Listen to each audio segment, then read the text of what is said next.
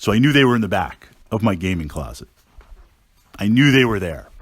Once I made it past some of the older AD&D modules, lots of miniatures for 40K and D&D that I need to paint, a couple of box sets, Dreadfleet, Space Fleet, Dark Future, a box of game books from the 90s. Because I find myself right now working remote. Since I'm working remote due to the current situation in the world, I'm plugged into the computer even more than I normally would be. And my workday normally being like 12 hours or so, I find it like 16, 17, 18 hours where I'm just plugged in because everybody else is remote.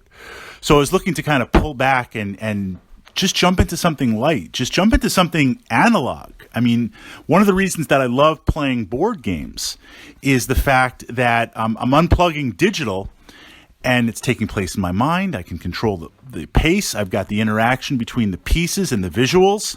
Of course, the social aspects, playing with friends. But what about going old school back to some good old-fashioned game books? And they're still out there. They're still available. And I'm willing to bet if you're into sci-fi and fantasy and you've been gaming for a little bit while, there's probably a couple of titles that you have.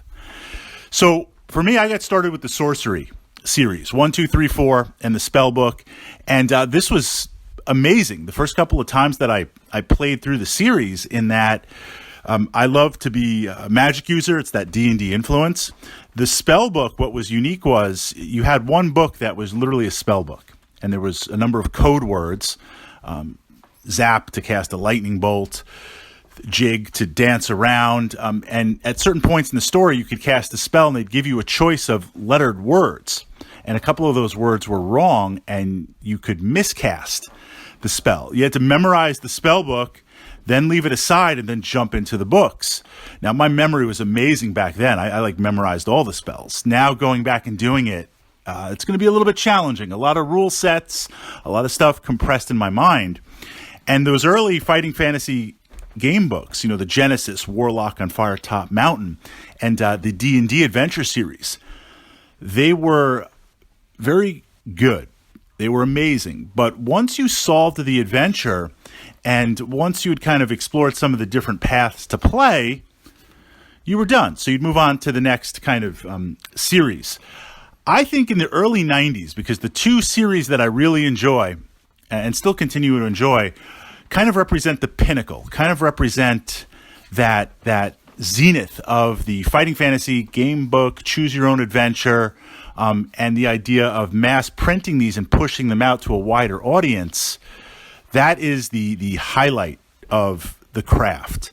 Because computers, PCs in the 90s, I mean, they were there. I had a 46 with 8 megs of RAM. I mean, that was just like, insane. 250 megabyte hard drive was insane. All the hours I spent playing Space Hulk and Star Wars TIE Fighter and X-Wing was insane. But what we started to see with the shift in mass computing power, now it kind of made the whole art form redundant. I mean, if we go back to the 80s, certainly we had text-based games, and that was revolutionary to play. I mean, it was amazing at the time because it's in the computer. You didn't really know how far the game was going to go, or, it was code. You didn't know how many pages, what you could do. Did you miss stuff? But there were a lot of buy-ins. As a younger person, there was a lot of buy-ins. You had to have the computer. You had to have the software. You bought the title, then $60 for a title. With inflation, USD, probably like $100 now, where these game books for $10, being a young lad, were amazing because I would play D&D, and then when I couldn't play D&D, I'd play the game books. And I remember the D&D game books would give you a bookmark that you would pull out to mark your page, but the bookmark was like this condensed character sheet, and I thought that was amazing. So in the 90s, a lot evolved to the 80s. From the 80s, the two titles that I think still have a lot of replay value, a lot of fun, and kind of stand out as being unique, Fabled Lands and Destiny Quest. Fabled Lands has a number of books. Destiny Quest has, I think, 4. I think maybe 5, but I've got 4 of the books. Each book is a standalone quest. And Fabled Lands is interesting because it's literally an open world. You're literally playing a character, you're thrust into the world, and there's some backstories going on, but you can literally go anywhere and do anything. And what's unique is the different books represent different parts of the gaming world. So you can be in book 1. I mean, you can start with any of the books, but book 1 is kind of a good place because you're going to level up. There are passages and places in the book that you can unlock and take a ship, travel, teleport to the second or third or fourth book. You don't have to play linear. And within the books themselves, there's skill checks, there's buying and selling. You can purchase a house and you can leave stuff at that house. You can develop contacts. I mean, it's generic fantasy and that works. But a lot of the things that you could do in Skyrim, I see in the series Fabled Lands.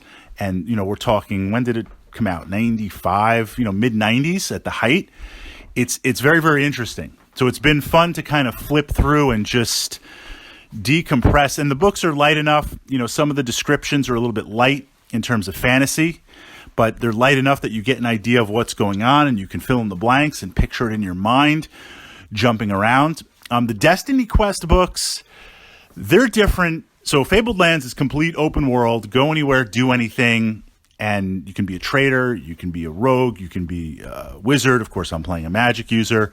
You could explore, you can be an explorer, you can be a treasure hunter. I mean, it's very elaborate, the things you can do. Where the Destiny Quest is very much grinding, getting gear, fighting monsters. And it reminds me very much of an analog Diablo condensed, where it's about encounters, it's about treasure hunting, it's about constantly leveling up your gear so you can take on that next monster. It's a series of fights. I'm not going to give away any spoilers, but it's an interesting take on the Diablo concept condensed and in an analog format. So certainly, yes, never going to be as elaborate as Dungeons and Dragons or a role-playing game or anything even remotely digital on your iPhone. But going back to that art form of the book and just being able to flip through the pages and having an old school character sheet and just light reading for 10 or 15 minutes, I find it pulling me back into kind of rejuvenating and regenerating. So I'm really happy that I was able to rediscover these and find these.